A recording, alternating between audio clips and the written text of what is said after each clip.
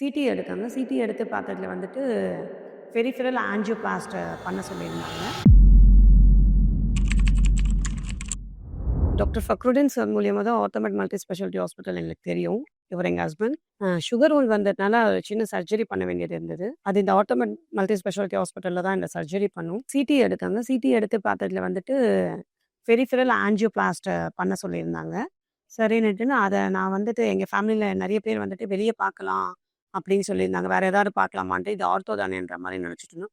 அப்ப பார்த்தா பப்புலின் சார் சொன்னாங்க, "இல்லம்மா இங்கேயே வந்து கேத் லேப் எல்லாமே இருக்கு. ஸோ வந்துட்டு வெளிய போக வேண்டிய அவசியம் இல்ல.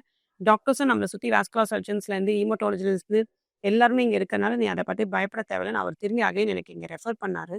நாங்க இங்கேயே வந்துட்டு கேத் லேப்ல இந்த சர்ஜரியும் பண்ணிட்டாரு. அந்த பெரிஃபெரல் ஆஞ்சியோபிளாஸ்ட் பண்ணிட்டு, நல்ல விதமா எனக்கு பண்ணி குடுத்தாங்க. எனக்கு பெஸ்ட்டா பண்ணி குடுத்தாங்க. பிளட் ஃப்ளோவும் நல்லா வந்ததுன்னு சொல்லிட்டு, நான் வந்துட்டு ரொம்ப ஹேப்பியா தான் போயிட்டுருக்கேன்.